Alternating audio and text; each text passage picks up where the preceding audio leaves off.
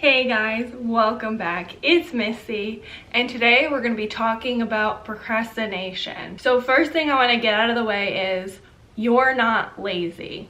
So stop telling yourself like, oh, I'm procrastinating because I'm lazy, I'm such a lazy person. No, procrastination rarely has anything to do with laziness. Procrastination has to do with a lot of things. One big thing that causes people to procrastinate is your thoughts. Think about something that you need to get done. Think about the thoughts you have revolved around that thing. Oh, I can't do it. I don't know how to start. I don't want to do it. It's too hard. I'm too dumb. I'm so scared I'm gonna fail, because fear of failure is a big thing that causes people to procrastinate. Or you'll have other fearful thoughts. You may fear what other people think. You may fear rejection. You may fear you aren't good enough. Fear is a big underlying factor that can cause you to procrastinate. And there's also that you may be a perfectionist.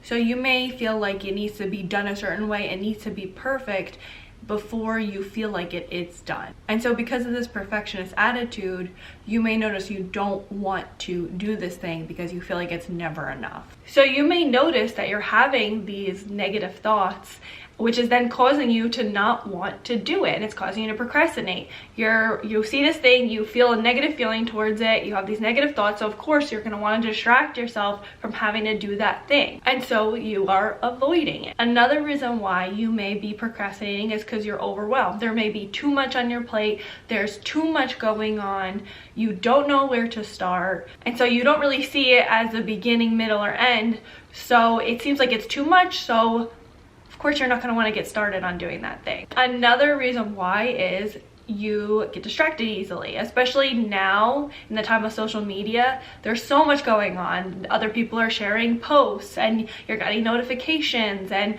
there's different things going on, and so you will think about something that's more fun to do, so you'll get easily distracted. And then the last reason why is it's because it's not urgent. It's not an emergency. There are people that are like, well, you know, if I'm not going to die, it's not going to affect me in an extreme negative way, then I don't see a point of why I have to do it. So then you won't make it a priority. So how do you stop procrastinating? First thing is be aware of your thoughts.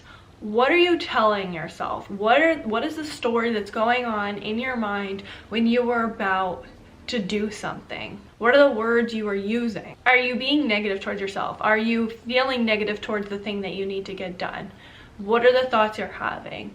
And then you want to make sure that you reaffirm the opposite, so that rather than saying like I'm dumb, you tell yourself like I'm smart, I got this. You don't want to use negative words, like instead of saying I'm dumb, I'm not stupid, you want to say something positive to reaffirm the opposite, to encourage yourself. When you are sitting there telling yourself all these negative things, you are now reaffirming it. You believe it's actually true, so you are acting as if it's true. When you reaffirm a positive or opposite thought, you are now creating a positive belief, which will then cause you to feel and act in that manner. And that same thing goes when you are entertaining fear-based thoughts or negative-based thoughts. When you are thinking about failing, you are then sabotaging and causing yourself to fail, which then reaffirms that fear that you are a failure. So recognize when you are entertaining any fear-based thoughts, call it what it is, a fear or an insecurity, and then replace it with something positive or something more neutral. Another thing is you may be telling yourself, I have to do it.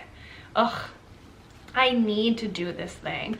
Rather than saying like I have to or I need to, say I get to do this thing. I'm looking forward to do it. And at first it will feel like a lie, but eventually you'll see it from a different perspective because you're thinking about it in a completely different way. It's an opportunity rather than a chore. I have to. Another thing, if you are someone that gets overwhelmed, break it down into little steps. And prioritize and be like, okay, this is what I need to get done. I'm only going to focus on this and nothing else. That's it. And then once you do that, you want to say like, oh, I got that done, good job. Okay, I'm looking forward to the next thing. Let's get the next thing done. Another thing that can help is environment. So our brains associate different areas with different things. So if you are in your bedroom, your brain's gonna associate that with like fun time or sleep.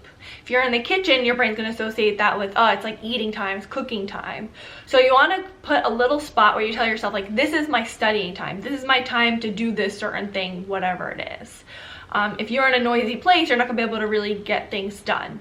So you want to associate a certain place to do that specific thing, whatever it is. Another thing that can help is put your phone in another room. We can become really addicted to our phones, especially because every time we get a notification, we then get that release of dopamine, serotonin. And so what happens is when we're not on our phones, we want that release again. So we'll just, like, if you may notice, you'll just pick up your phone, even though nothing's going on, you'll pick up your phone because you want that release again. You're looking for those happy, positive chemicals. So to prevent yourself from doing this, go put your phone in another room when you're needing to do something. So that way, like, when you get the urge to pick up your phone, it's not right next to you. It will be in a completely different room, and you're less likely to want to get up and go to that other room because you'll be more aware of it. You'll be like, I'm too lazy. Like, I don't want to go and get that phone. And speaking of phones, another thing that can help is don't pick your phone up first thing when you wake up, which I'm sure you're guilty of because we all are. We all pick up our phone, we check Instagram, we check Twitter. You don't want to do that, because what happens is that sets the tone of the day of needing that positive reinforcement from that phone. So what you want to do is first hour of the day, do things for you. That's when you can say affirmations. That's when you can meditate. That's when you can, think about the things that you're grateful for. You want to set the tone in a way where you'll feel like you're more productive, you're more disciplined, and that's what meditation and thinking about the positive things first thing in the morning can do for you. Another thing that can help is time blocks. So you can set a time for you to do a certain thing. So like, let's say you've been putting to the side cleaning. So you could set a time block of like 12 to 1. That's going to be like your time where you clean, you organize, whatever it is. And that will help you to be more disciplined. And you're like, okay, this is my time where I do this thing.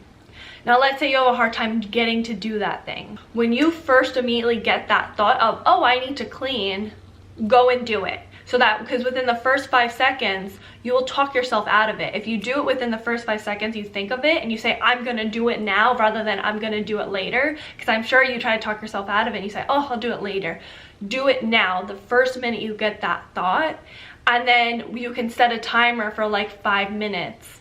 And by the time the timer's up, you will notice that you're doing that thing and you'll do it for longer. Another thing that can be really helpful is to do a reward or discipline chart. Now it's helpful to try both because every single person works differently. So most people, they do work better with rewards, but some people, they work better with discipline. So try this. Pretend like you're in kindergarten again and you have a little star chart. Buy yourself like a little chart. You can make yourself a little chart. You just need a chart that says the things you need to get done. So that way you can put a star next to it. So write down like something that you need to get done. Maybe you need to get homework done, you need to get a work project done, you need to do some cleaning, whatever it is, put it down on that chart. So you can do like 1 day a week. Let's say you have to prioritize something. So you'll put the day of the week, you'll put the thing that you need to get done, and then if you get it done, you put a star. It's important to get like those gold stars because it makes you excited. We're all little kids in adult bodies and we get excited when we see those little gold stars. And by the end of the week, you can reward yourself with something. Or if you're someone that you do better with discipline, every time you don't complete something, you have to put money in a jar, and at the end of the week or maybe the end of the month, you then have to donate that, or you have to buy something for someone else. You have to do something negative that you don't want to do. So that way, it's a way to condition you, whether you need to be conditioned positively or negatively, to get used to not procrastinating so much. So it'll give you something to look forward to, or it will give you something to be like, I don't want to suffer the consequences. So try it out. Get a little chart, put down the things that you need to get done, and the day of the week, put down that chart by the end of the week. If you don't complete it, you then have to put money in the jar. If you do complete it, then you get a little prize at the end. And if you're someone that works better with rewards, if you don't complete the things that you need to get done by the end of the week, then you don't get the reward. And then the last thing, if all else fails, get an accountability partner. Tell someone the things that you're trying to get done, your goals, the things that you need to get, that you're trying to get accomplished, and you can have someone that will motivate you, or someone that can kind of be like, hey, you said you're gonna do this thing. are you doing it? And that way it will be, not only will you hold yourself accountable, but you can also have someone that will be there with you, so you feel like you're a part of a team. Because some people, they feel better when they're a part of a team and they have someone that's working with them.